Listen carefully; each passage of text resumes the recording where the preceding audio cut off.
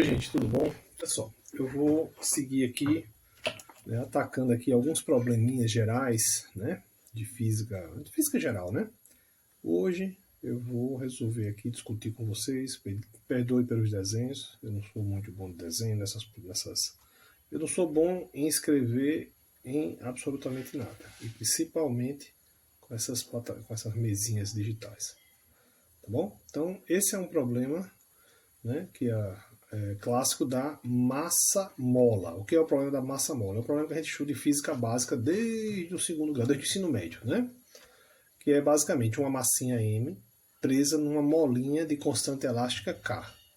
Lembrando, a molinha, no momento que você tira ela da posição de equilíbrio, ou seja, se você estica a molinha ou você comprime a molinha ela vai fazer uma força para se restituir. Se você estica a mola tenta se puxar, se encolher para voltar à sua posição original. Se você comprime a mola, ela vai tentar se destender para voltar à posição original. Essa fenomenologia ela é descrita tradicionalmente na lei de Hooke, né, que diz que a força da mola ela é basicamente uma constante, que é essa constante de mola, vezes essa distensão aí, tá bom? Beleza? É um problema unidimensional. A priori aqui eu não estou precisando colocar vetor, porque eu já estou meio que descrevendo tudo aqui para você. Inclusive esse sinal negativo aqui, ele tem a ver com essa questão do sentido aí da força. A força ela sempre vai ser contrária à deformação da mola, tá bom? Beleza, então esse é um problema bem tradicional. A solução dele é feita em geral em física 2, tá? Basicamente você faz, né? Força resultante igual a MA, que é igual a menos Kx. Menos Kx, tá bom? E aí o que é que você faz? Você escreve isso na forma diferencial. Esse MA fica M que multiplica a derivada segunda da posição em relação ao tempo. E aí com isso você chega numa equação diferencial de segunda ordem, tá bom? Essa equação diferencial, a solução dela é fácil, né? É uma função que está derivando ela duas vezes e dá proporcional a ela mesma, tá? É uma função do tempo, uma função x, que é a função do tempo, que você deriva ela duas vezes e ela dá proporcional a ela mesma, tá bom? Esse tipo de função, elas são, por exemplo, as exponenciais complexas, né? São assim, ou as funções harmônicas, né? Então, x de t vai dar um x0 cosseno de ômega t, tá bom? Né, onde o ômega a gente sabe que é raiz de K sobre M, não é isso? Então esse problema a gente resolve em física 2, é razoavelmente fácil resolver ele em física 2. Se você não lembra, você tenta discutir aí para revisitar esse problema. Mas se você lembra, né, revisite também, tá bom? Né? A seguir eu vou meio que resolver esse problema de novo para você. Por quê? Eu vou incluir nesse probleminha o termo de resistência do ar. Eu vou incluir, vou considerar que esse corpo está imerso em um fluido, no caso o ar, que ele vai se opor à movimentação do fluido. Então como é que ocorre essa resistência? Aí você tem que fazer primeiro o experimento pensado aí na sua casa, tá? Seguinte, imagina você está dentro de uma piscina, certo? Você está dentro de uma piscina ou dentro da praia, aí você abre os seus bracinhos, certo? E aí você tenta fechar as duas mãos bem rápido. Bem rápido. Você vai ver que é difícil fazer esse movimento. Tá? Você está dentro de uma piscina com os braços submersos lá, ou dentro da praia, você tenta fechar a mão bem rápido assim. Esse movimento tem uma certa dificuldade. Se você agora fizer um movimento bem devagarzinho, você vai ver que é mais fácil. Por quê? O fluido, ele responde, ele vai interagir com você, te freando, a depender de que velocidade você tenta se mover nele. Então, a chamada resistência do fluido, né? No caso aqui, resistência do ar, ela é uma desaceleração que tem relação com a velocidade que você tenta se mover dentro do fluido, tá bom? Então, se eu fosse, digamos, colocar aqui, nesse probleminha aqui, um termo de desaceleração, eu iria colocar aqui, supomos que nessa momento aqui, o corpinho está se movimentando para cá.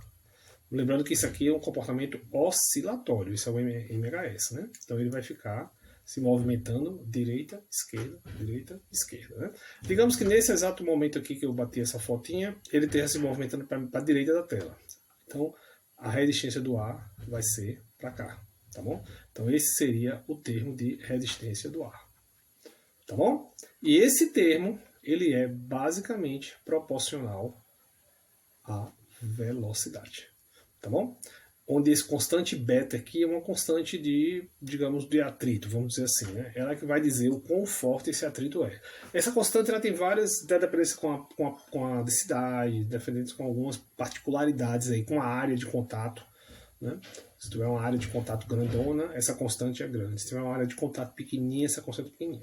Mas tradicionalmente essa constante beta é uma constante maior do que zero, tá bom? Pequenininha, mas maior do que zero, positiva. Tá legal, gente? Então pronto. Então como ficaria agora esta equação aqui se eu quiser incluir a resistência do ar? Eu preciso somar aqui, ó, menos beta V. Então a nova equação, que é a equação que a gente vai resolver, é agora a seguinte coisa. Opa. Então a nova equação com resistência do ar é essa equaçãozinha aqui. Tá? Vai ter MA igual a menos Kx, que é o termo de Hooke, menos beta V. Lembrando que esse beta é uma constante positiva. Tá bom? Então, beleza, vamos lá, né? Aí quem é o ar? Vamos passar todo mundo para o lado esquerdo dessa identidade e vamos deixar um zero do lado direito. E vamos substituir a aceleração e a velocidade por suas definições matemáticas diferenciais, tá bom? Então vai ficar m, quem é a aceleração? A aceleração é a derivada segunda da posição em relação ao tempo. Quem é esse menos beta v? Ele passa para cá como mais beta v. Quem é v? dx dt. E o outro cara, eu só faço passar para o lado de cá, fica mais kx, igual a zero.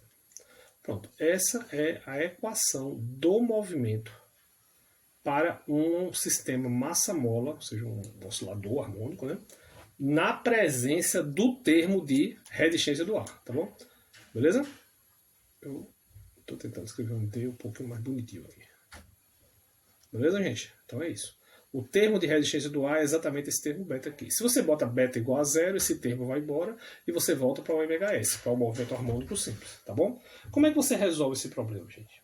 Como é que você resolve? Bem, isso é uma equação diferencial de segunda ordem, certo? E tem uma técnica para resolver. Uma das técnicas, né, mais usuais é essa daqui. Você assume que x é uma função exponencial. É um tipo assim, um c e elevado a at. Tá bom? Você assume que é isso. Então, você assumindo que é isso, aí você vai substituir esse cara aqui dentro, tá bom? Então, vamos lá. Então, vai ficar m. Quanto é a derivada segunda desse cara aqui? Da c e elevado a at. E derivando o at duas vezes, cai um a ao quadrado. Mais beta. Quem é a derivada primeira disso aqui? Vai dar c e elevado a at, que multiplica a. E esse carinha aqui, que não tem derivada, é só substituir. Vai dar k, né? Multiplica c e elevado a at, igual a zero. Assumindo que isso aqui não é zero, você pode simplificar isso, isso e isso. Assumindo que essa função aqui não é zero, você pode simplificar isso, isso e isso. E aí, a sua equação diferencial ela é reduzida para uma equaçãozinha do segundo grau, que fica m ao quadrado mais beta, que multiplica a, mais k igual a zero. Posso dividir tudo por m, né? Ou não, posso resolver sem dividir por m, não tem problema não. Posso aplicar aquela formulazinha famosa, aquela que todo mundo diz que ninguém vai usar, né? Aquela fórmula de Bhaskara, né? Então vamos lá. Então você vai ter duas soluções, né? Você vai ter o A' e o A duas linhas, né? Vai ser igual a menos b, né? Menos beta, mais ou menos raiz quadrada de beta ao quadrado, menos 4 que multiplica a primeira, né? O m que multiplica o k. Tá bom? Dividido por duas vezes a. Tá legal? Então, gente, como esse beta ele é, em geral, bem pequenininho, esse número aqui dentro, que é beta ao quadrado menos 4mk, esse número tradicionalmente é negativo. Então, um beta bem pequenininho, tá bom? Então, assumindo que o beta é bem pequenininho, você vai ter duas soluções. Você vai ficar menos beta sobre 2m, mais ou menos, aí aqui vai dar uma raizona, né? Assumindo que ele é negativo, tá? com a raizona aqui, ó.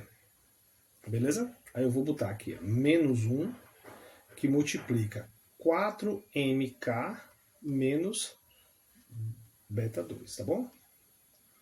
Dividido por 2m. Entendeu que eu fiz essa brincadeira com esse menos 1 aqui? Para poder inverter ali e aparecer o menos 1. Porque eu não estou assumindo que o beta é pequenininho, que é negativo. Então eu já estou escrevendo daquela forma ali. Entendeu? Porque aí o 4mk menos beta quadrado fica um número positivo. Tá bom? Aí apareceu aquele raiz de menos 1. Quanto é a raiz de menos 1? A raiz de menos 1 é um número complexo. Então as soluções dessa equaçãozinha do segundo grau vai ser um númerozinho real, que é menos beta sobre 2m, mais ou menos, e aí vai ter uma raizona, que é beta ao quadrado menos 4mk, dividido por 2m. Tá bom, gente? Pronto, essas são as duas soluções. Tem uma solução para mais e uma solução para menos. Logo, a solução geral dessa equação diferencial não é só um exponencial, e sim a soma das duas. Tá bom? Porque você tem duas exponenciais aí, então é a combinação das duas. Então a solução geral dessa equação é assim, ó. X é igual a C, que multiplica. Aí eu vou fazer a seguinte coisa aqui. Para poder não ficar copiando esse meio mundo de número, eu vou chamar assim, vou chamar de R1 igual a menos beta sobre 2m. E vou chamar de R2 igual a esse negócio filoso aí, essa raiz de beta ao quadrado menos 4mk dividido por 2m. Tá bom, gente? Para não ficar com esse meio mundo de raiz, tudo, que eu vou acabar escrevendo isso errado. Então eu vou fazer essa nomenclatura aí, tá bom? Dizer que R1 é menos beta sobre 2m e R2 é essa raiz aí. Então, agora a solução é a combinação das duas. Então vai ficar E elevado a R1 mais I R2t mais C E elevado a R1 menos I R2t.